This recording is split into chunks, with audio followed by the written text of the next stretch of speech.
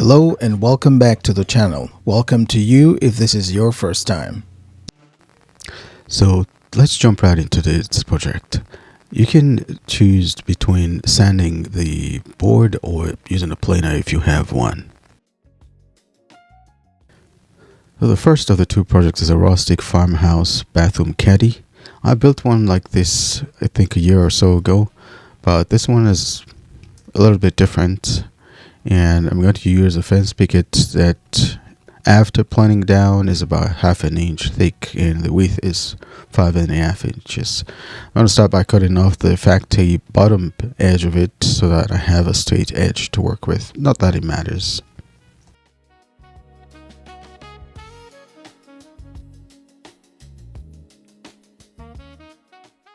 I'll start with my first cut at the miter saw at 15 inches.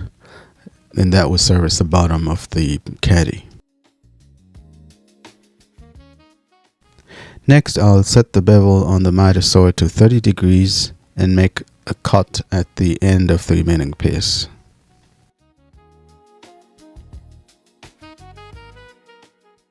At this point, I want to quickly remind you that all you need is a little bit of faith and some action.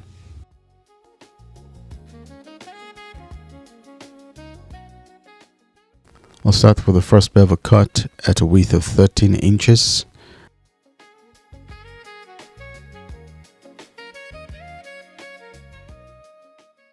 The next at 2 inches wide and only 2 pieces of that. So the caddy can be totally made to the height of the board, but I need it to be shorter, and you will see the reason why as we move along.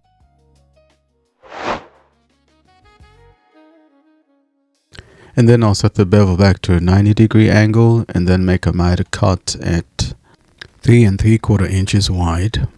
Only 2 pieces of that. There's one thing I'll do differently if I'm building this again. Alternatively, I'll take a board that is about 26 inches long and rip that to 2.5 inches wide, and then use that 2.5 inches board and make the bevel cuts on the miter saw for these pieces that go at the top there. I'll make the first bevel cut at 13 inches wide and then make the 2 bevel cuts at 2 inches wide, and then I'll be left with material to make the 2 straight cuts at 90 degrees at 3 3/4 inches wide. I hope that makes sense. But essentially you're starting with the height of the board that you will need, and then you'll make your bevel cuts.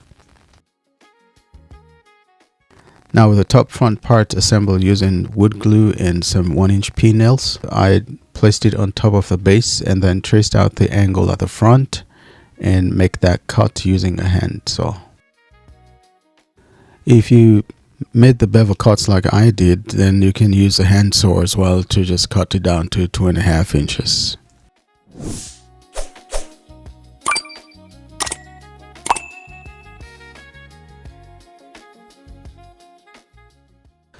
Next, I'm going to make the back piece that is cut at 15 inches wide, and then I'll rip it to 3 inches because this one is going to sit flush to the back of the caddy.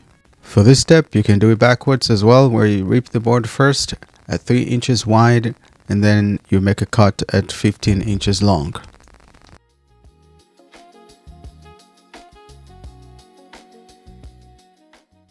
Now it's time for the final assembly of this one. I'm using wood glue, and then I'll use some 1 1/8 inch brad nails to fasten it from the bottom as well as the back.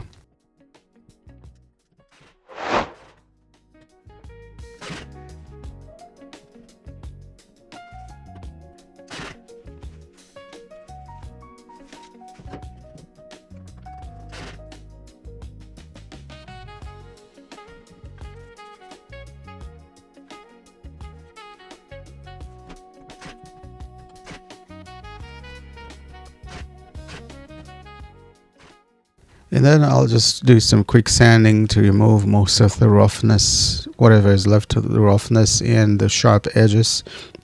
Remember, this is a rustic farmhouse look that I'm going for, so it does not have to be perfect. However, still have to make sure it's safe for handling. And this part of the build is optional depending on what type of system you have on your toilet. Mine has the buttons at the top, so I'm going to drill a hole to allow for easy access to those buttons. If yours has the flush button on the front or the side of the tank, then you don't need to. And here's how it looks. That's no longer a wasted space. You can have it hold a few essential items there, and it adds some warmth to the bathroom.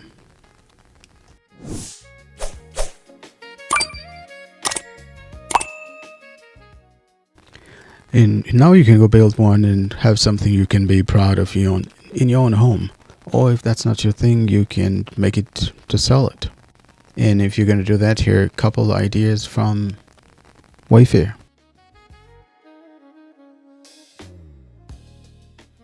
Now let's jump into the second project. It's a unique rustic farmhouse bathroom rack. And basically we're just using what's left over from the first build, all the cut-offs. I'm just going to make a rack out of some of the pieces, as you would see there.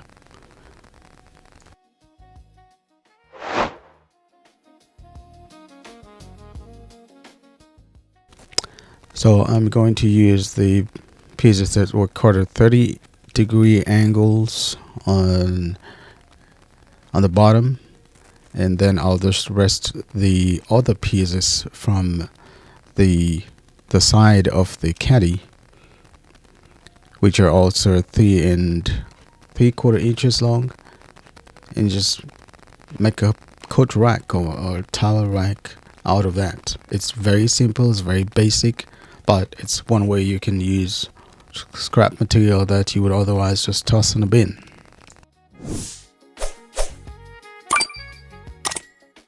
Interestingly, when I'm looking at it from this angle, you can also use it as a shoe dryer, where you can let it hold your shoes and air it out. You can just add a 2x4 at the bottom to give it a stronger base.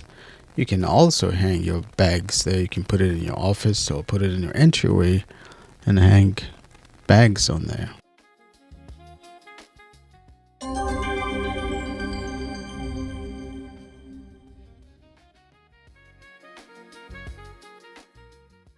After a little bit of quick sanding, we're pretty much done.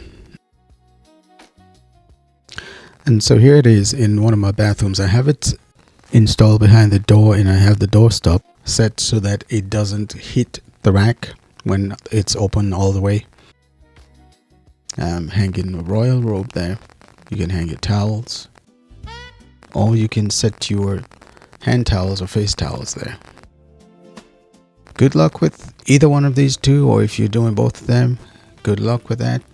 And until next time, take care, and I hope you'll have a tangible experience of God's love today. God bless you, my friend.